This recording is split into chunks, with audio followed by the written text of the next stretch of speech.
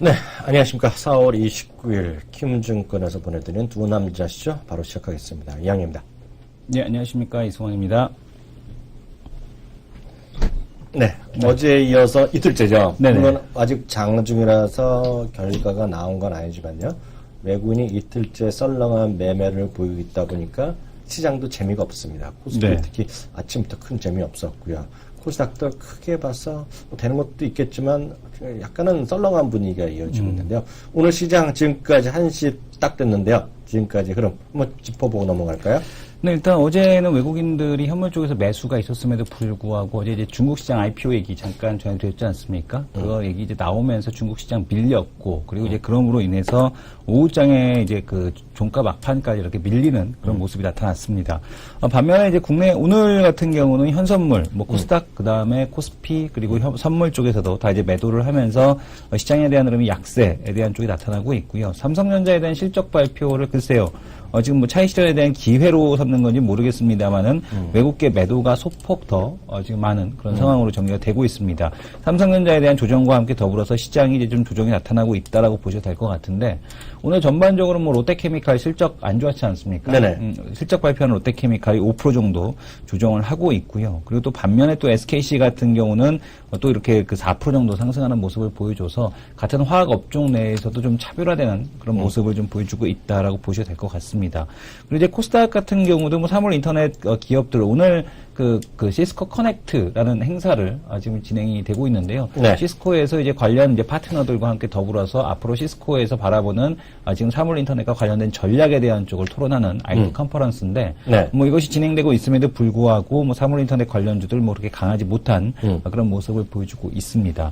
그리고 시장 뭐 전반적으로는 일단 시장에 대한 조정이 좀 전개가 되고 있기 때문에 네. 시장에서 이렇게 활력이 좀 없어 보이는 그런 모습을 보여주고 있습니다. 네, 지금까지의 전반적인 큰 흐름에서의 네네. 좀 시장 상황 정리라든가 특징적인 것들은 좀 잡아봤는데요.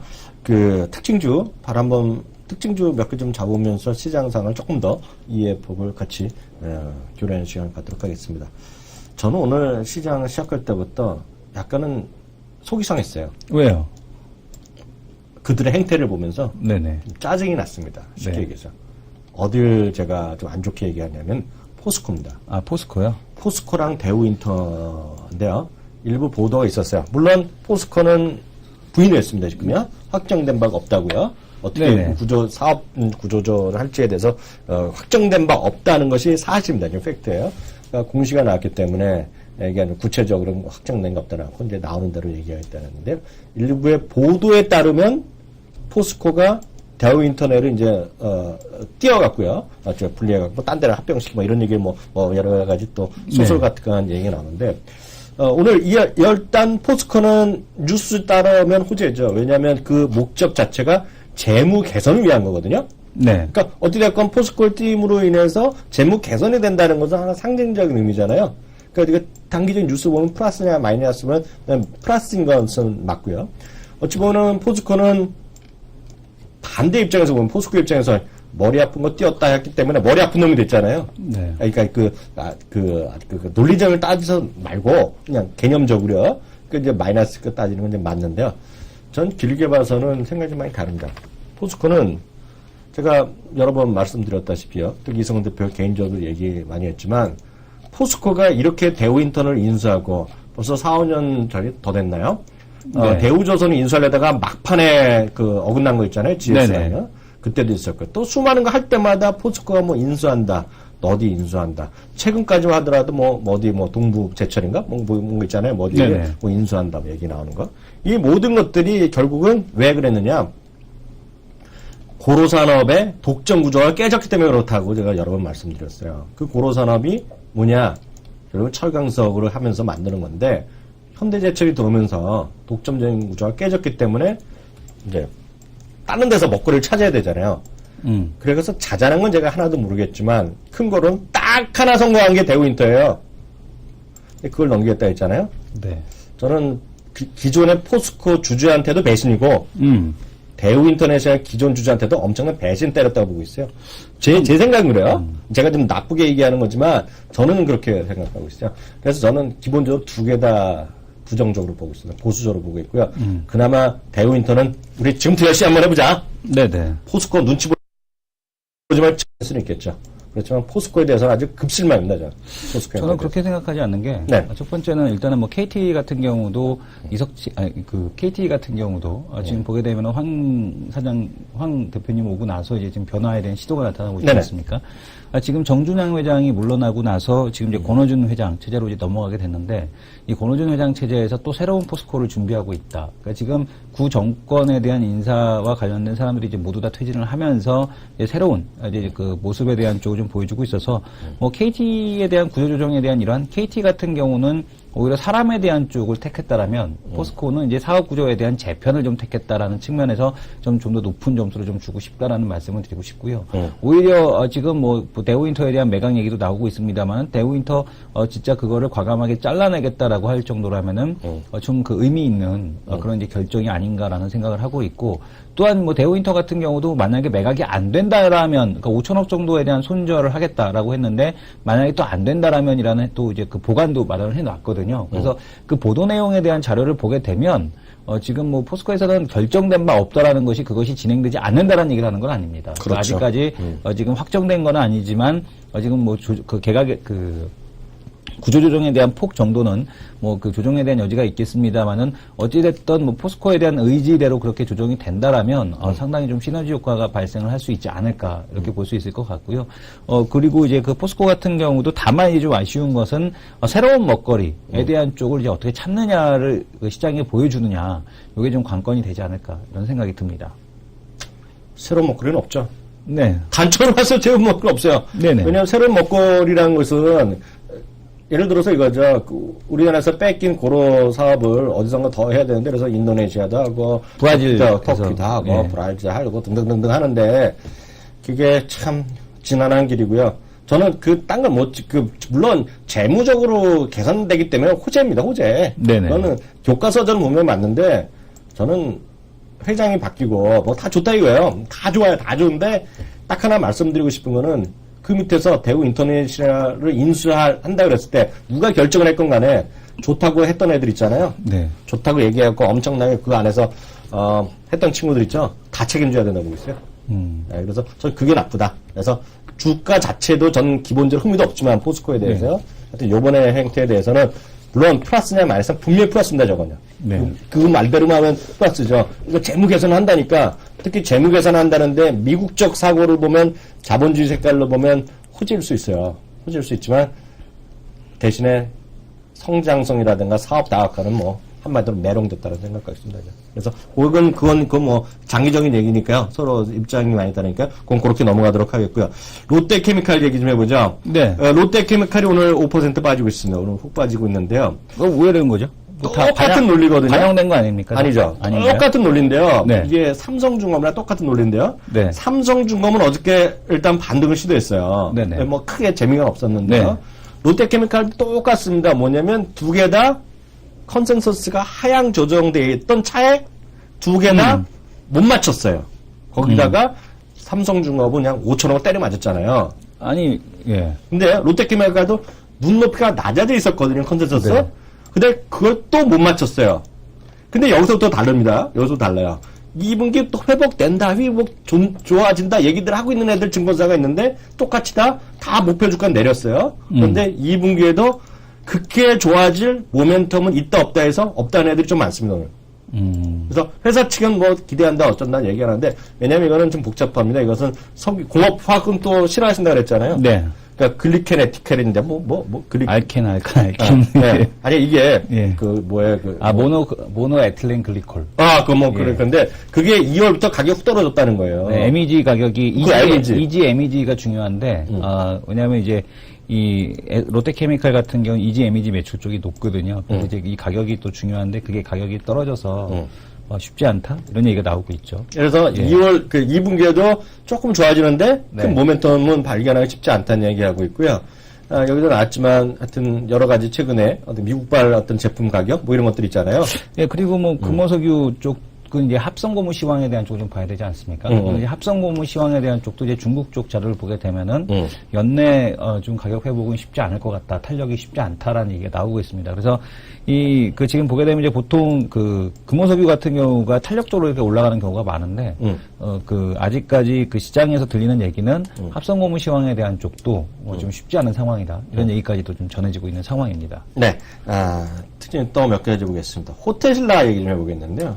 호텔신라 같은 경우는 오늘 그 얘기가 또 하나 나왔죠. 지금 근데 그 공항에 대한 크기가 과연 이게 좀 적절한 건지라는 생각이 듭니다.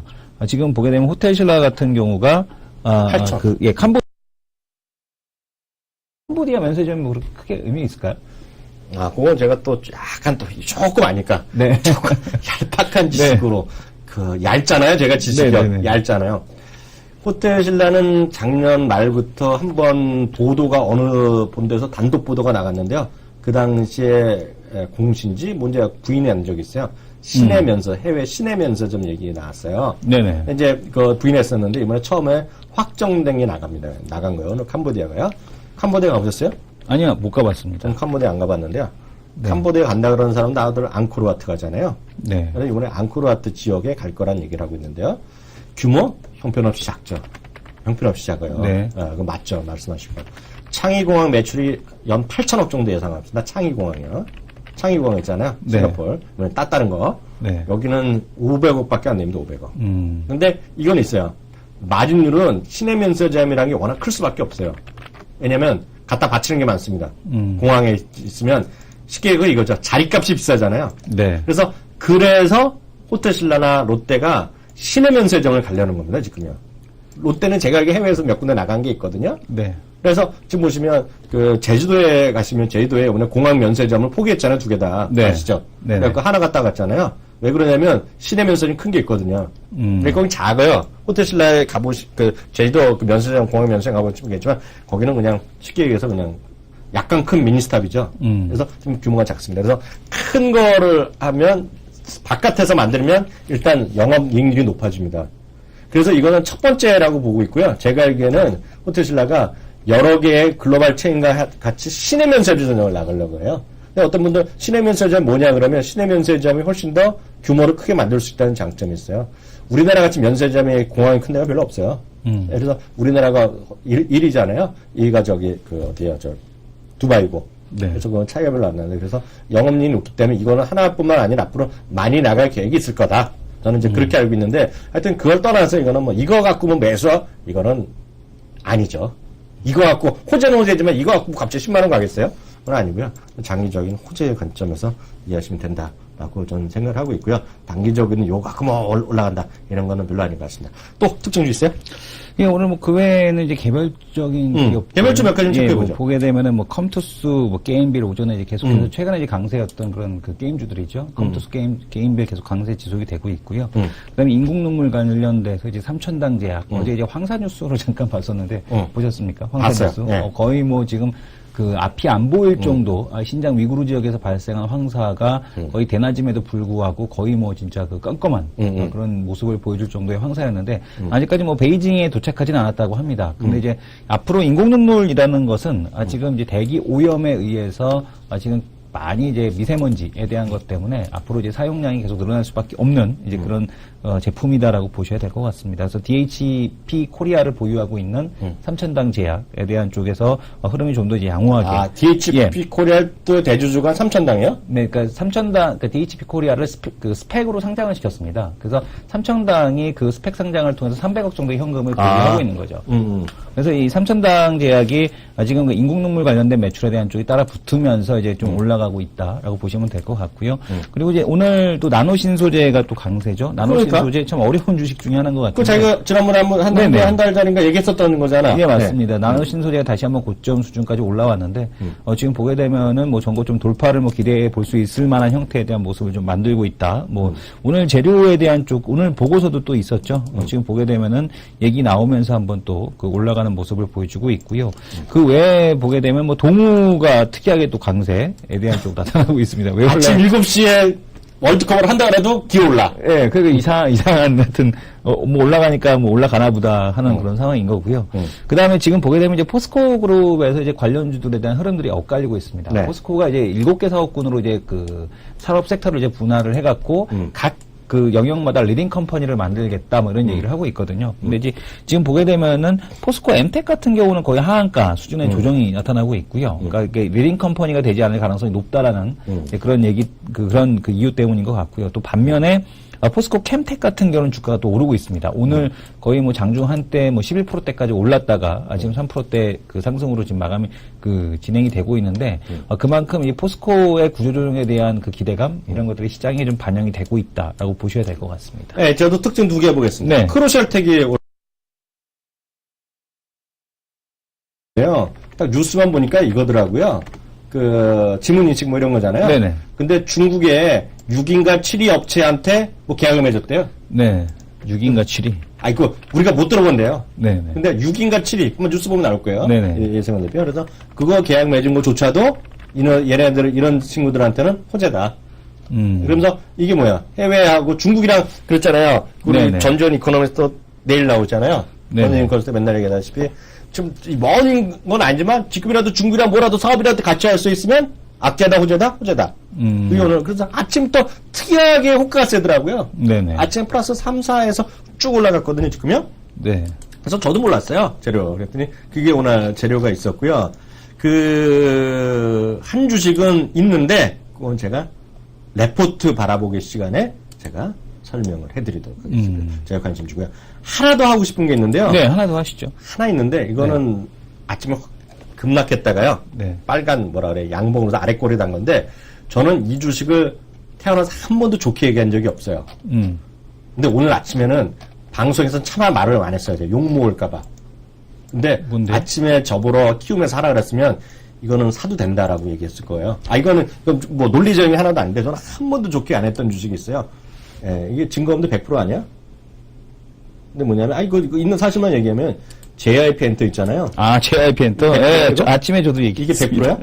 네네. JYP 엔터 증거가 100%입니다. 이거는 저는 뭐냐면 이거 뭐 전혀 이게 뭐 하는 게 아니라 이런 거 사랑했을 뿐이잖아. 네네. 사랑의 부인의 조카가 누구 조카라는 건 무슨 상관이야?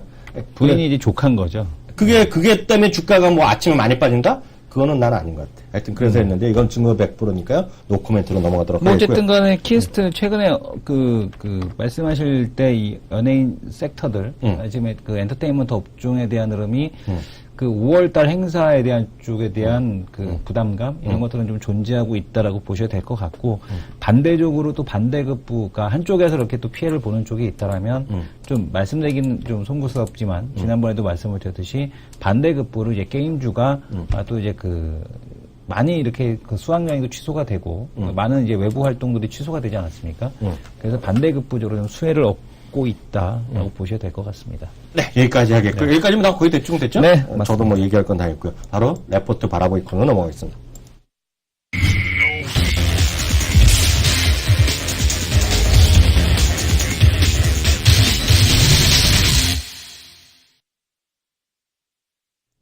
네, 두 남자 레포트 바라보기 코너 넘어갑니다. 오늘 이성훈 대표가 준비한 주식은 보니까 깜놀해요. 네. 약간 의외인데요. 네. 저는 이 주식보다는 저는 작년부터 우리 저희 방송 얘기했던 LG하우시스 얘기 많이 했는데요. 네. 이건 창호는 좀 몇 년 만에 처음 봐요. 거래가 잘 되나? 이거를 한 이유는 뭐냐면 대키움증권의 2위 투자 분석가 전전 애널리스트가 마지막으로 언급하지 않았습니까? 나가면서 지난주 수요일 날 마지막 언급 기억 안 나시죠? 전 귀담아 듣지 않습니까? 상대방의 얘기를.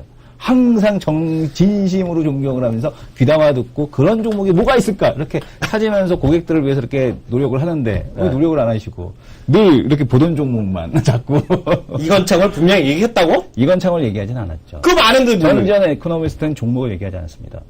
알아서 찾아야죠. 밑에서. 알아서. 갑자기 이건창을 네, 왜냐면은 그때 당시에 얘기할 때 마지막 말로 한마디만 더 하겠습니다라고 하면서 이 재건축과 관련돼서 관련된 기업들을 좀 잘 봐라. 2년 동안 앞으로 지금 호황 사이클로 진입을 하게 될 것이다. 건자재 업종.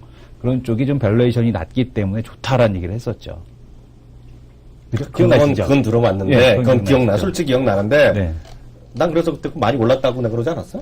네, 그래서 지금 보게 되면 관련된 기업들이 있는데, 그래서 뭐 이건산업이라든가. NX가 그것도 네네, 많이 올랐습니다. 얘기했잖아요. 근데 이제 그 한참 NX라든가 한삼 이런 애들은 이제 많이 올랐는데, 그러니까 또 실적으로 뒷받침되면서 올라갈 수 있는 쪽이 뭐가 있을까? 그러니까 저평가된 걸 봐야 될 거 아니에요? 그러니까 저평가되지 않은 쪽 말고, 저평가된 쪽을 보게 되면은 이런 이건산업이라든가 이건창호가 충분히 좀 가능성이 있어 보인다라는 말씀을 드릴 수 있을 것 같아요. 물론, 밸류에이션으로 보게 되면은 이건산업이 더 좋거든요. 근데 요거는 보고서가 안 나왔더라고요. 제가 오늘 하려고 했더니 보고서가 안 나왔는데 오늘 이건창업이 보고서가 나왔길래 리포트 바로 보기 같은 데들 아니에요? 같은 데인데 이제 지금 보게 되면 이건창호가 좀 더 탄력이 좋습니다. 주식이. 아, 그래요? 예, 그래서 이제 요거를 좀 이제 말씀을 드리려고 하고 있고요.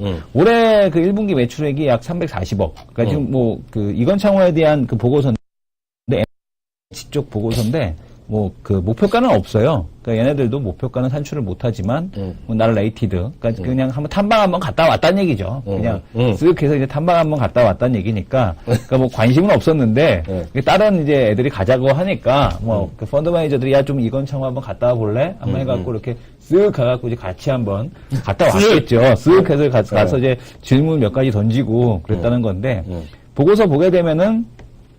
실적, 1분기 실적에 대한 기대치는 높지 않습니다. 1분기 실적에 대한 기대치는 높지는 않지만, 어쨌든 간에 그 아파트 거래량이 최근에 많이 증가를 했죠. 어디가? 아파트 거래량이. 그러니까 작년 4분기부터 아파트 거래에 대한 쪽이 늘어난 건 사실이잖아요.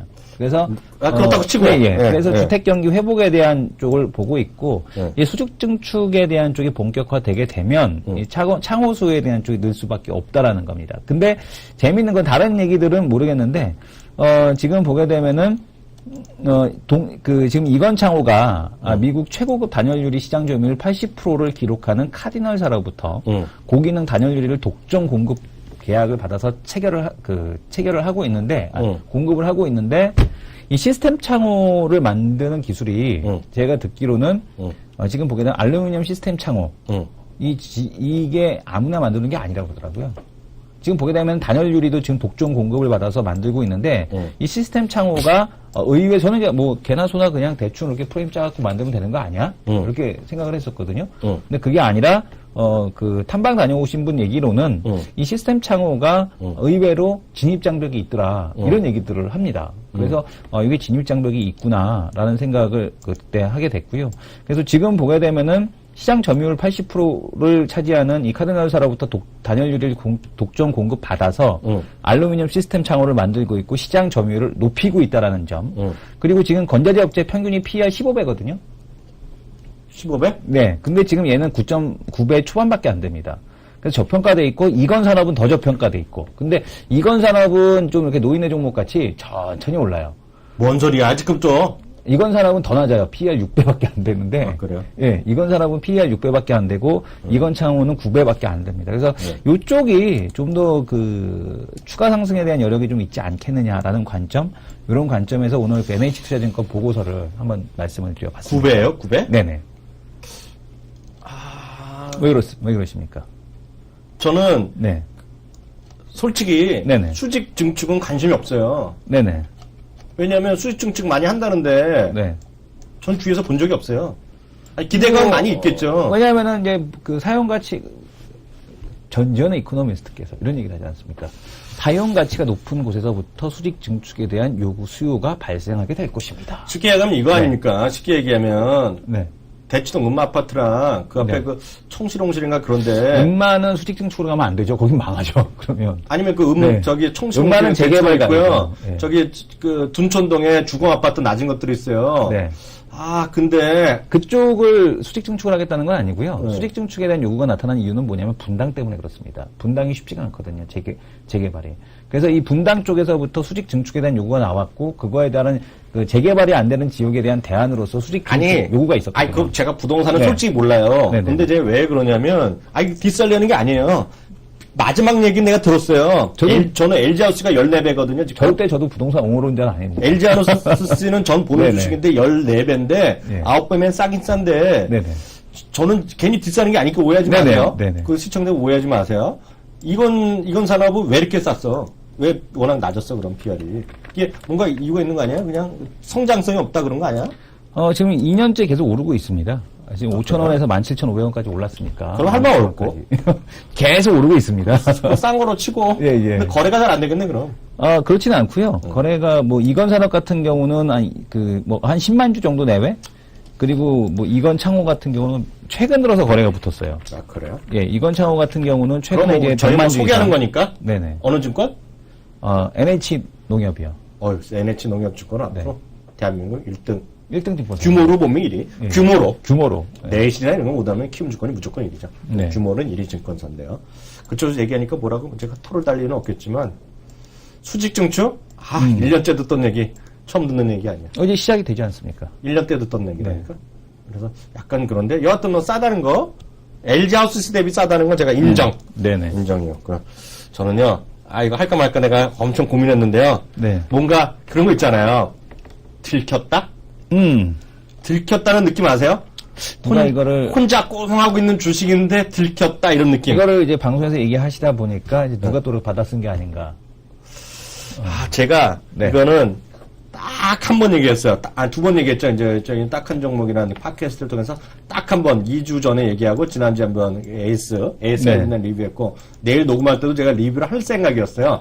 근데 다시 한번 미리 말씀드리지만 이 주식은 절대로 단기적으로 무슨 3개월이다 이렇게 뭐 하루 이틀 그거 하고 관심 갖고 보시는 건 제가 좋은데요. 오늘 뭐 이런 관점에서 나왔어요.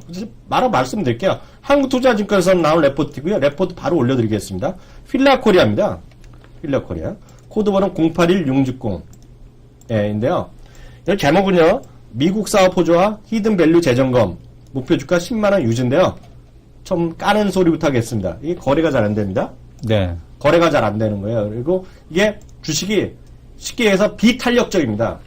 그러니까 뭐 5, 6% 급등하거나 급락하는 그런 게 전혀 아니에요.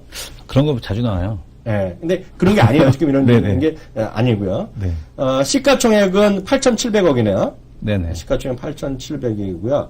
윤윤수 회장이라는 분 있잖아요. 네. 많이 보셨을 텐데 이분 포함해서 특성환경이 14% 주식을 갖고 있고요.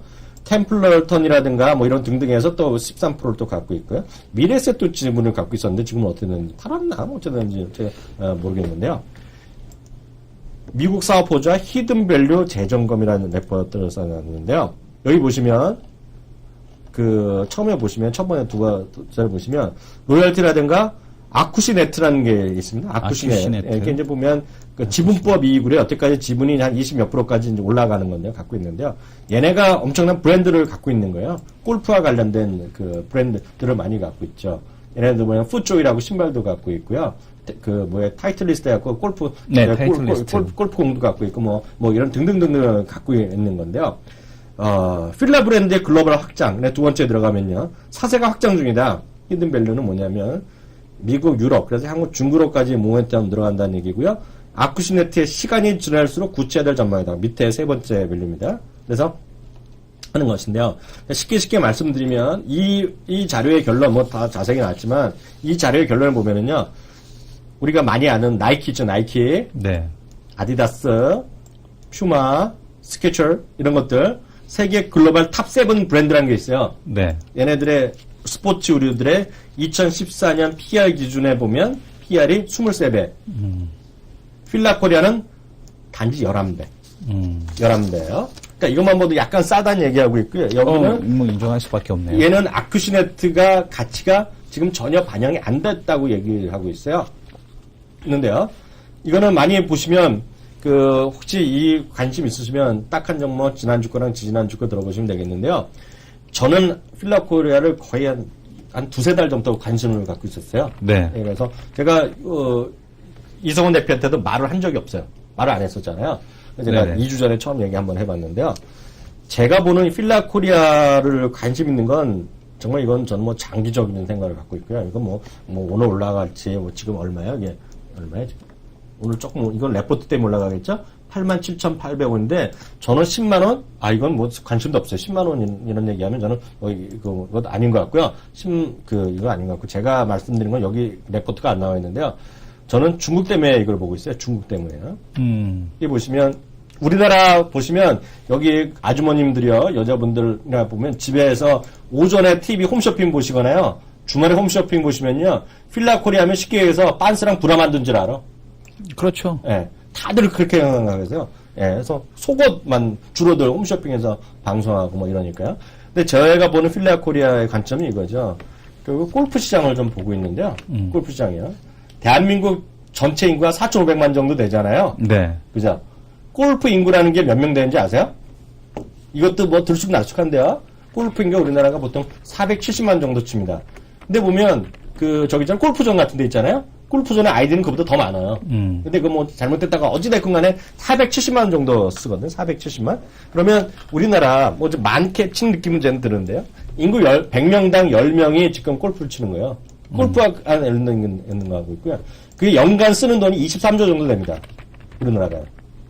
골프 관련된 연 경제 유발 효과. 경제 유발 효과니까 거기 기름값도 들어가고 밥 먹는 것도 다 들어가니 23조 정도 되거든요. 골프의 경제 유발 효과가. 근데 보시면 중국이라는 나라 있잖아요. 중국이라는 나라 제가 뭐 이성훈 대표는 제가 말했으니까 아실 텐데요. 중국이라는 나라는 인구가 15억 정도 되잖아요. 네. 15억 정도 되는데요. 우리나라보다 훨씬 형편없잖아요. GDP가요. 9천 몇백 달러니까요. 100명당 골프 인구가 0.4명밖에 안 됩니다. 0.4명. 0.4명인데 이미 중국의 골프 인구는 630만. 예, 무슨 얘기를 드리고 싶냐면 우리나라가 제가 그랬잖아요. 화장품이 우리나라 중국이 소비가 우리나라 12분의 1밖에 안 된다 그랬잖아요. 그잖아요. 12분의 1. 네. 근데 지금 골프는요. 20분의 1도 안 되는 거예요, 지금요. 그래서 골프라는 거는 한두 명이 예를 들어 스타가 나올 때마다 엄청 부밍업, 갑자기 푹 늘어나게 돼 있거든요. 그래서 이거는 뭐 1년, 2년이 아니라 제가 봤을 때 엄청나게 장기 성장성 있는 게 저는 필라코리아라고 생각하고 있고요. 그 핵심은 중국의 골프 산업. 예, 나는 아큐시네트에 대한 가치가 계속돼서 부각될 수밖에 없다는 그런 생각을 갖고 있어갖고 저는 필라코리아를 저는 관심적으로 보고 있죠. 그래서 단기적으로는 뭐 올해 어떻게 될지 없고 만약 그게 제 생각대로 간다면 이건 10만 원 레포트는 뭐 관심도 없죠. 10만 원이 아니라 뭐 나중에 가면 뭐 몇 년 안에 몇십만 원 갈 수도 있겠죠. 근데 제가 얘기하는 약간 뭐 소설 같은 얘기지만 저는 그런 관점에서 제가 나름대로 스토리는 필라코리아를 관심 있는 차에 딱 이게 뭐 깜짝 놀란 거죠. 근데 제가 얘기했던 거가 구체적인 수치가 다 빠져 있어요, 여기. 네네. 그래서 이 레포트가 못 썼다는 게 아니라 레포트에는 상당히 많은 제 머릿속에 들어있는 것이 뭐라 그래. 뺏기질 않았다. 염탐한 건 아니다, 이 친구가. 그래서 제가 생각했던 건 별로 나오진 않아요. 저는 이제 중국 쪽 그거를 그렇게 긍정적으로 보지 않는데, 그게 왜 그러냐면은 아큐시네트가 뭐 명품은 아니잖아요. 지금 말씀하신 대로 640만이요? 640만의 골프 인구라면은 우리나라 1970년도에 골프 치시는 분 계셨거든요. 그때 당시에 만약에 골프를 치실 정도면은 뭐 진짜 대기업 회장님들, 오너들부터 시작을 해서 뭐 정관계 고위층들 뭐 이런 분들이 이제 주로 치셨을 텐데 뭐 과거 지금 보게 되면 드라마를 보더라도 그때 당시에도 뭐 골프장에 가서 뭐 회동하고 이런 모습도 나오지 않습니까? 네. 그분들이면은 아큐시네트 쓸까요? 좀 더 좋은 브랜드 쓰지 않을까요? 그럴 수도 있죠. 그렇죠. 그래서 그런 관점에서 놓고 본다라면 신발은 다 풋조이스죠. 근데 이제 신발은 다 풋조이 신는다. 신발은 풋조이. 근데 이제 골프 지금 말고 좀 더 타이틀리스트 다 써. 네네. 좀 더 대중화되는 시점에 대한 풋조이 다 신는다니까. 바라봐야 되지 않을까 그런 생각을 합니다. 높은 사람이면 알았다. 골프조이 신어요, 그거는. 네, 알겠습니다. 아니 그래서 그거는 맞죠. 제가 그래서 계속 말씀드리지만. 단기적으로 이게 주가 움직이는 거는 아닙니다, 이게요. 어떤 분들 이런 게 있으면, 저 2학년이 좋다고 그래서 했는데, 이건 뭐, 떨어지네? 네네. 그런 매력이죠, 뭐. 네, 그런 관점으로 제가 말씀드리는 게 아니라, 그래서 전 똑같아요. 저는 화장품이 더 좋죠. 네네. 그리고 중간 단계 더 좋은 거는 얘기도 했지만, 중간 단계 좋은 게 또 있어요. 네. 그게 뭐냐면, 아웃도어 의류 같은 거 있잖아요. 네네. 아웃도어 의류가 골프보다 더 빨리 들어갑니다. 예. 네. 근데 보시면, 여기 중국에 계신 분 여기 몇 분 계시다고 그랬었는데요. 그거 있잖아요. 지난번 우리 얘기 만리장성에 가셨을 때, 얘기를 딱 해주세요. 만리장성에 갔을 때. 사실 누가 저한테 그러더라고요. 네. 만리장성에 언덕 올라가는데, 하이힐을 신고 중국 사람이 올라간다는 거예요. 네네. 그래서 제가 안 믿었잖아요. 근데 사진을 찍어 왔어요, 제가. 정말. 그래갖고, 거기는 아웃도어 의류, 아웃도어 옷이 별로 없기 때문에, 그런 것들이 먼저 가겠죠. 네. 거기서도 또 필라코리가 또 되죠. 거기서 가능성이 있어 보여요. 또 대표 거기서. 네네. 그래서 장기적으로 저는 필라 코리아가 됐건, 나이키가 됐건 이런 것들이. 그래서 나이키가 23배, 24배 받는다고 여기 써 있었잖아요. 아까 말씀드렸잖아요. 근데 한마디로 필라 코리아 싸다. 라는 생각을 갖고 있어요. 그래서 그 정도 보시면 됩니다. 필라는 사물 인터넷 안 하나? 뭐가? 그런 뭐 나이키 피어밴드처럼 그런 뭐 그런 거 안 하나요? 어떤 분이 있었네요. K개미님이 중국의 스크린 골프 수요 늘 듯하네요. 그래서 저도 그런 생각 하고 그 있죠. 골프존? 그래서 골프존 모르겠어요. 하여튼 네. 골프존이 하는지 안 하는지는 모르겠는데 그런 생각을 좀 갖고 있죠. 그래서 그 얘기 조금 더 필라코리아에서 조금 더 자세히 알고 싶은 제 이학년이가 어떤 생각 갖고 있는지 아시고 싶으면 지지난주 거랑 지지난주 거네 벌써요? 네. 지난주 거에 딱 한 정도 들어보시면 아니죠. 제가 또 엄청나게 이야기한 게 있어요. 네네네. 필라코리아에 대해서 한 20분 동안 막 얘기했어요. 혼자서. 네네. 그래서 다른 제가 얘기하니까 이승원 대표라는 사람이 눈물을 흘리면서 받아 적었다는 바로. 네네네. 눈물 흘리면서 이렇게 감동스러운 얘기가 받아 적고 보니까 아니야. 이거 아닌데? 주가는 아니죠. 네네. 주가는 이게 근데 저으로 예를 들어서 목표 주가 5년 후에 주가라 그러면 10만 원인 거 찢어버리죠. 그렇죠. 10만 원이면은 이거 지금 89,000원인데 10만 원. 이거는 의미가 없는 가격대. 그래서 그렇게까지 하시면 좋을 것 같고요. 바로 기타 대차거래 이런 것들 있잖아요. 오늘은 특징주가 별로 없습니다. 오늘 별로 없어요. 네네. 특징주가 별로 없죠. 왜냐하면 이제 대부분이 금융주들에 대한 이제 대차거래 상환이라든가 이런 것들이 좀 진행이 되고 있고, 그러니까 지금 최근에 이제 하나케미칼이라든가 GS건설은 대차가 막 활발하지 않습니까? 대차 상환이나 대차 체결이 활발한데 이런 거는 이제 차익거래 하시는 분들이 있어요. 그러니까 지금 이제 이벤트 드리븐 방식의 이제 헤지펀드 운영하시는 분들이 이제 차익거래를 진행을 하거든요. 그것 때문에 이제 물량이 왔다 갔다 하는 거라 그렇게 크게 신경을 안 쓰셔도 좋을 것 같고, 특히 이렇게 이벤트 드리븐 방식으로 차익거래 걸리게 되면 그 물량을 이제 뭐라 그럴까요? 차익거래를 진행하는 동안 주가는 좀 탄력은 제한될 수 있다. 다만 그것이 방향을 결정하지는 않는다라고 보시면서 접근하셔도 좋을 것 같습니다. 그리고 말이 나온 김에 특징주에서 우리가 아까 또 말을 까먹었는데 건설주들이 오늘 좀 올라가고 있어요. 오늘 대우건설이 특징적으로 올라가요? 특히? 대건설도 그렇고 대림이도 그렇고 건설주들이 다 올라가는데 저는 저는 이렇게 생각하고 있어요. 저는 건설주를 수직 증축 이런 건 아무런 관심이 없다고 제가 말씀드렸잖아요. 아무런 관심 없다면 제가 틀린 얘기지만 그거 갖고 이거는 모르겠어요. 저는 잘 모르겠네요. 제가 건설 시장은 잘 모르겠는데 저는 하여튼 계속 말씀드리지만 건설 쪽의 탑픽은 지금 현재 시국에서 봐서는 GS건설이다. 아무 논리적 근거도 있는 것이 아니라 누가 되든 상관없다. 꽃놀이 패다 지금 이거는. 그래서 이게 만약 걔가 말한 게 틀리면 제가 그래서 이름도 적어놨어요. 지금 이제 스마트폰에다 나중에 따지려고. 그 하나대투증권에서 나왔던 그 부동산 자료 있었잖아요. 그래서 나중에 언제라도 한번 확인하려고.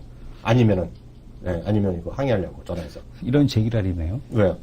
SK하이닉스가 지금 39,700원이네? 아까부터 보고 있었어요. 아까 시작할 때 어떤 여기 시청자분이 오늘 종가 깨지겠냐면서 저는 오늘 만원 받는 거로서 뭔가 사람이 업이 돼 있잖아요. 제가 지금. 만원 버는 거. 이거 되게 기분이 안 좋아지네요. 떨어질 때도 됐지, 이 사람아. 아니, SK하이닉스도 그러고, 한국전력도 그렇고, 이 4만원에 대한 가격 저항선? 4만원을 어느 정도 목표가로 좀 지정해 놓으신 분들이 상당히 많더라고요. 그래서 4만원 넘으면 차익 실현하겠다. 아니, 우리 여기 후기에 쓰신 분도 있잖아요. 지난번에 4만원에 못 팔았는가 몇 대기가 였는데, 이번에 어떻게 할까요? 그래서 저도 그랬잖아. 반은 파셔야 할 거라고 선물을 하려고 그랬잖아요. 그러니까 한국전력도 몰빵은 안 된다니까. 4만원 넘어가고 나서 이렇게 조정 들어오고 하는 거 봐서는, 우리가 라운드 넘버라고 하지 않습니까? 그 라운드 넘버에 대한 부담감, 요거를 좀 이기지 못하고 있다라고 보이십니다. 경험으로 보면 2달 걸렸거든요. SK하이닉스가 다시 올라가는데. 근데 한국전력은 그렇게 안 걸릴 것 같아요. 한국전력은 오늘 내일 바로 올라갈 것 같습니다. 그건 난 잘 모르겠지만은. 하여튼, 괜찮을 것 같고요. 바로 다음 코너 넘어가겠습니다.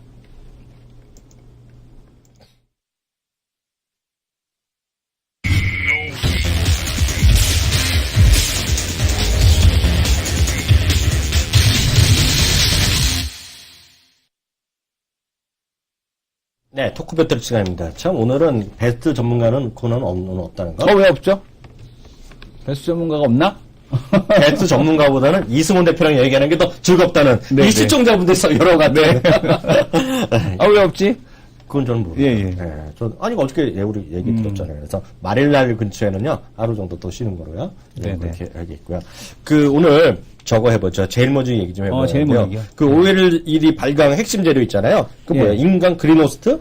그것도 우리 또 공대생 얘기해줘야죠. 네네, 그 OLED 소재 중에 하나가 이제 그린 인광호스트인데요. 이제 국내 이제 블루라든가 다른 색상들을 이제 국내에서 다 만듭니다. 뭐 CS 엔솔라가 두산전자를 통해서 이제 납품을 하죠. 삼성에도 납품을 하고 LG도 납품을 하고 하는데, 이 CS 엔솔라도 이제 개발을 하겠다라고 얘기했던 게 바로 그 그린 인광호스트입니다. 근데 이제 이게 가격이 훨씬 더 높아요. 왜냐면은 일본 쪽에서 독점을 하고 있거든요. 네. 그래서 이제 이게 가격이 훨씬 높은데, 특히 이제 아몰레드 쪽에서는 물론 이제 지금은 뭐 예전에는 이제 덕산하이메탈밖에 못 하지 않았습니까? 소재 쪽은. 네. 근데 이제 뭐 CS 엘솔라가 들어오면서 이제 독점 구조가 깨졌고, 근데 여전히 지금 이 그린 인광 같은 경우는 덕산하이메탈도 못하고 있습니다. 그러니까 덕산하이메탈이 과거에 아주 높은 PER 배수를 받을 수 있던 것들. 그러니까 지금도 상당히 높은 배수를 받는 걸로 알고 있는데요. 시가총액 5천억이죠. 그러니까 영업이익 뭐 500억이니까 뭐 지금 한 20배 정도 밑으로 들어왔으니까 정상적인 PER을 받는다라고 놓고 보셔야 될 것 같은데, 예전에 뭐 40배, 50배 막 이렇게 받지 않았습니까? 근데 그만큼 이제 그 독점에 대한 그 프리미엄, 그리고 또 이제 그 성장성에 대한 가치라는 걸 많이 이제 그 부각을 받았었죠. 근데 네. 지금 이 제일모직이 아몰레드 소재 쪽에 진입한 지 2년 만에 이제 그린 인광 호스트를 양산을 드디어 진행을 합니다. 근데 원래 이것도 사실은 작년에 진행을 한다고 그랬어요. 네. 작년에 진행을 한다고 했는데 작년에 실험실 랩 차원에서는 그게 됐어요. 그린 인광 호스트가 됐는데 양산으로 들어가니까 안 되는 거예요. 그러니까 공장 다 지어놓고 양산 들어가니까 그게 안 나오는 거예요. 그래서 작년에도 원래 작년 한 3분기 때 그린 인강 호스트 제일모직 뭐 가능하다 막 하는 얘기가 있어가지고, 그러니까 지금 보게 되면 제일모직이 중간중간에 올라올 때 보게 되면 작년에도 마찬가지였죠. 그러니까 3분기 때 한번 막 9월달 초에 한번 올라가려고 막 이렇게 그 시도하던 때가 있었는데, 이때도 보게 되면은 그 2분기 때도 그렇고 다 이제 그린 인강 호스트 나온다면서 했던 거거든요. 근데 이제 결국에는 안 됐고, 그 와중에 또 이제 뭐 했습니까? 노바 LED까지 인수를 했죠. 맞아요. 하다 안 되니까. 네. 그래서 이제 노바 LED까지 인수를 했는데, 그만큼 이제 그린 인강은 국내 최초로 지금 제일모직이 개발을 했다라고 보셔도 될 것 같고요. 여기 재밌는 거는 이 그린 인강 호스트의 염료를 또 납품하는 기업이 있습니다. 그게 바로 경인양행입니다. 그래서 이 그린 인강 호스트의 숨은 호재가 오늘 저녁에 제가 이제 또 얘기를 한번 방송에서 할 건데. 저녁? 예, 저녁 방송이 있어요. 저녁 방송이. 어디서? 와우. 오늘 와우에 또 출연하시는 날이에요? 네네. 그래서 그때 할 건데. 몇 시에 지금 나와요? 먼저 지금 말씀을 몇 시에 드리는 나와요? 겁니다. 그 공고를 하죠. 7시 반. 아. 7시 반. 네. 근데 지금 제가 말씀을 드리는 거는 이 그린 인광 호스트에 대한 수혜주가 경인양행이다라고 보셔야 됩니다. 그래서 이 경인양행이 지금 그 제일모직과 함께 작년부터 그런 얘기가 있었어요. 그 제일모직을 통해서 납품을 했는데 경인양행은 자기네 건 다 됐다. 근데 제일모직에서 양산을 지금 못하고 있다. 실험실 차원에서는 됐는데 이제부터 이제 본격적으로 양산에 대한 모멘텀이 발생을 한다라고 보셔야 될 것 같습니다. 예. 거기까지 됐고요. 네네. 저거 한번 얘기해 볼까요? 아모레퍼시픽 한번 얘기해 볼까요? 그건 저는 어떻게 된 겁니까? 불난다 맨날 그 얘긴데. 불난 경험이 있으신 분이 얘기하셔야 될 거 아니에요? 무슨 소리를 하시는 거예요, 지금요? 아니, 네. 그때 당시에 키움증권에 근무하실 때 아닙니까? 불났을 때가?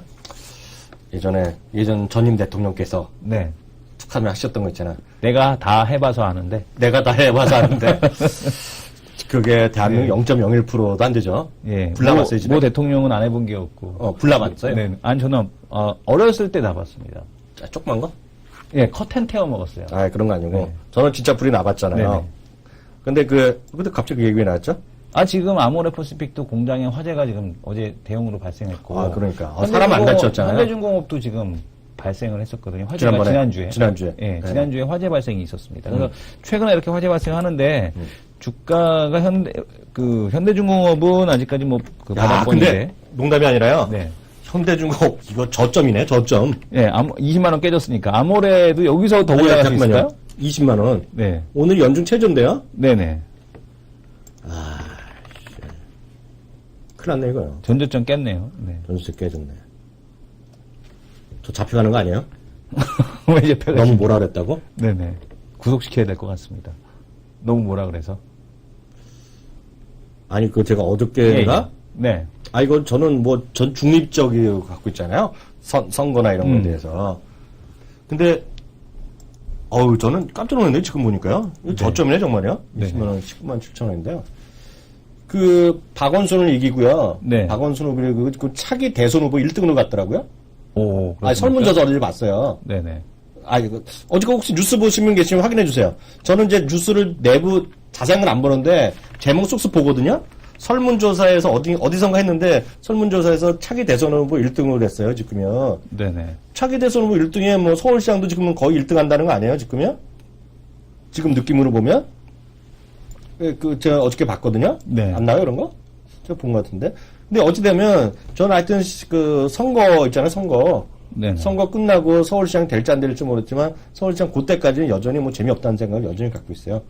그래서 저는 이거 좀 하여튼 좀 안 돼 보이네요. 현대중공업 주가 안 돼 보인다. 갑자기 그 생각 들고요. 이거는 뭐 불이랑 상관없죠. 아모레퍼시픽 있잖아요. 네. 제 얘기는 별로 중요한 게 아닌 것 같고요. 아모레퍼시픽 오늘 삼성증권의 자료가 나와 있습니다. 그거를 그대로 읽어드리겠습니다. 화재 관련한 자산 손실은 뭐 보험도 있겠지만 다행히 인명상해가 거의 없었잖아요. 네. 이건 천만다행이죠. 누가 한 분이 실려 갔다는 얘기까지 들었는데 하여튼 사람 안 들으면 다행이죠. 어찌 됐건 간에요. 다행히 생산 설비에 문제 없는 것으로 보이고요. 그 공장 있죠. 그 공장. 그러니까 그 생산 라인이 하고 나서 오래 걸릴 거 아니에요. 네. 그러니까 거기서는 지금 생산이 잘 안 될 거 아니에요. 그러니까 딴 데서 물건을 갖고 오거나 납품받고 하겠죠. 그게 보면 치약이나 샴푸 만드는 애잖아요. 네. 천만다행이죠. 화장품 아닌 게 일단은요.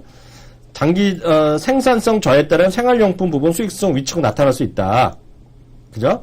참고로 2013년에서 전체 매출액과 영업이익 내에서 생활용품 비중은 각각 13.3%, 12%. 그 일정 부분 손해는 불가피하겠죠. 아무리 보험을 커버하고 어떻게 됐건 간에 실질적으로 뭐 재고에 따라서 그럼 호재니 악재난데요. 그럼 도대체 이거 갖고 주가가 떨어지겠느냐에 대해서는 저는 별로 그럴 것 같지 않다고 생각하고 있어요. 앞서 이제 얘기하신 대로 아까 이건창호가 PR이 7배, 8배 얘기하셨잖아요. 8배? 뭐 이렇게 얘기했죠. 뭐 보고 계세요, 지금은? 아닙니다. 예. 네. 7배, 8배 얘기했는데요. 이거는 지금, 아모레퍼시픽은요, PR이 한 25배 정도 나오지 않나요? 아모레퍼시픽이요? 네. 12개월 예상 실적 기준으로? 그거보다 훨씬 더 많이 나오는 걸로 제가 알고 있는데. 그래요? 네네. 좀 확인해보죠. 뭐 한 지금 25배? 26배 나오네, 예, 지금요. 25배? 지금 영업문 기준입니다. 네네. 영업문 기준 26배면 시장보다 지금 한 2.5배 정도 주는 거잖아요. 네. 2.5배. 시장 한 11배 정도 보면 10배 정도 보면 2.5배인데요. 이걸 2.5배 분명히 비싸잖아요. 비싸죠. 비싸잖아요. 현실적으로 보면. 근데 제가 누차 말씀드리다시피 화장품은 중국 때문에 지금 올라가는 거잖아요. 네. 중국은 12배 시장이 있다는 걸 보면, 물론 그게 땡겨오기가 쉽지 않잖아요. 앞으로 10년, 20년 걸리니까. 그렇지만 이건 성장성은 분명히 주는 거기 때문에, 지금 여기서 뭐 26배 저는 싸다고 보거든요.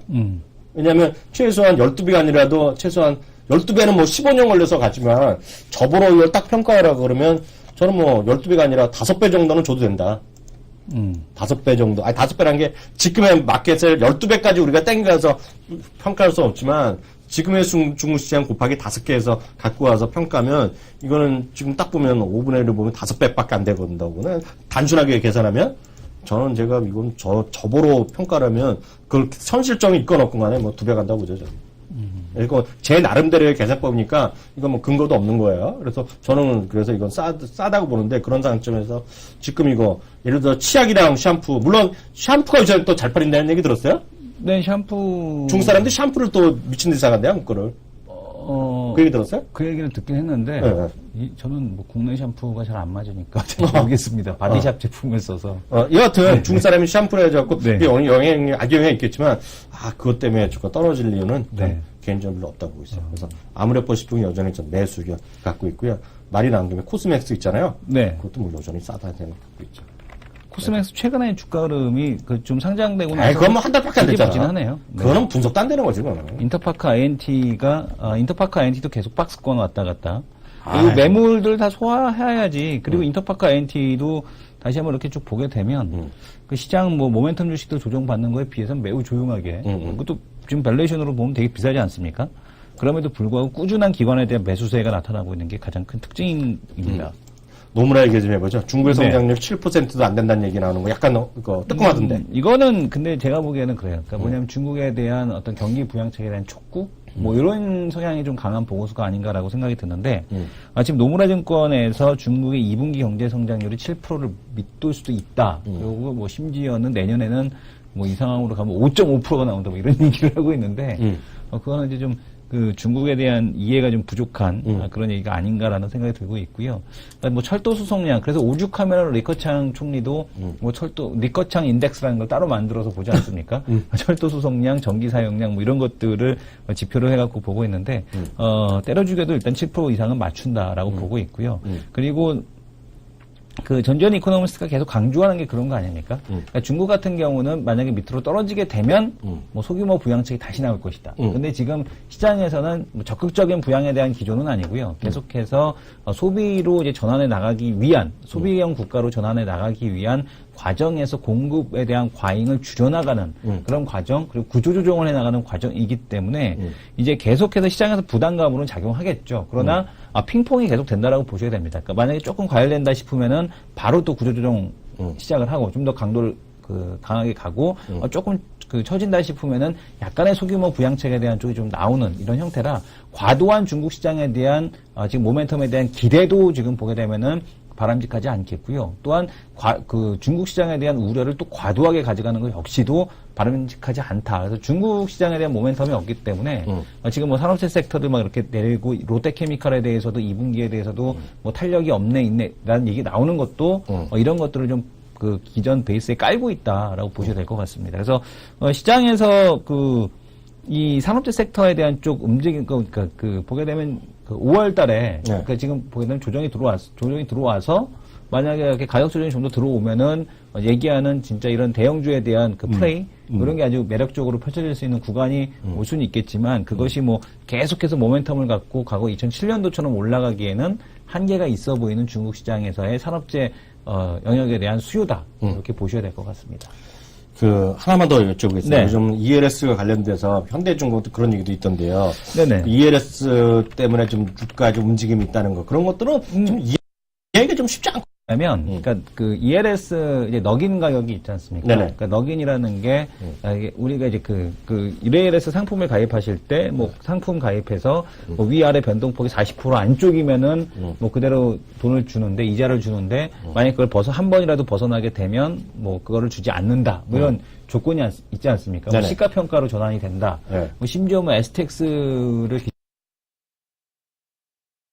기초자산을 그래서 지금 보게 되면은 이 일부 ELS가 이제 넉인 가격에 이제 도달을 하게 되는데 보통 ELS를 기초자산으로 하는 게 뭐 현대중공업 아니면 두산인프라코어 뭐 이런 기업들을 기준으로 해서 좀 많이 만들어졌습니다. 그러니까 삼성증권 같은 경우도 과거에 이제 4만 원이라는 가격이 거의 깨지지 않았었기 때문에 뭐 4만 원을 이탈하게 됐을 때 뭐 이런 기준으로 해서 ELS가 많이 만들어졌었거든요. 근데 지금 보게 되면은 가격을 이탈을 시키면서 삼성중공업도 그러니까 그 가격 근처에 내려오게 되면 공매도 세력들이 집중적으로 종목을 공략하는 거예요. 그럼 ELS는 원튼 원치 않든 그 물량을 쏟아낼 수밖에 없거든요. 그렇죠. 로스컷을 할 수밖에 없으니까 넉인 가격으로 일부러 이제 유도를 한다. 그러니까 뭐 일부에서는 뭐 ELS를 보유한 쪽에서 뭐 이자를 지급하지 않기 위해서 뭐 그거를 유도한다는데 그거는 아니고요. 그거는 아니고 그거는 왜냐하면 어차피 그거는 공학적인 상품이기 때문에 뭐 증권사에서는 ELS 지급을 한다고 하더라도 손해를 보지 않습니다. 이미 그 구조를 설계를 해놔서. 그래서 근데 지금 우리가 공매도 쪽에서 일부 ELS 넉인 물량을 노리고 공매도를 시켜서 넉인을 시켜버리는 아예 넉아웃을 시켜버리는 거죠. 그래서 넉인을 시켜버려가지고 물량을, 손절 물량을 이끌어내는 그런 형태에 대한 쪽이 나타날 수 있다는 얘기겠고요. 그래서 최근에 이제 주가가 이미 트러버링 쪽이라면 상관없는데, 최근에 이제 나오는 얘기가 이제 현대중공업에 대한 얘기, 이런 얘기가 나오고 있고, 최근 이제 가장 이제 이슈가 됐었던 거는 지난달이었죠. 그러니까 지금 삼성증권이 36,000원 그때 이탈할 때, 이때가 바로 ELS 넉인 물량에 의해서 가격이 이탈이 됐다가 다시 4만원을 회복했다가 지금 39,000원인데, 삼성증권이 ELS에 의해서 변동성이 좀 생겼었다라고 보시면 될 것 같습니다. 네, 여기까지 해서 두 남자 토크 배틀을 하겠고요. 마지막 코너 넘어가죠.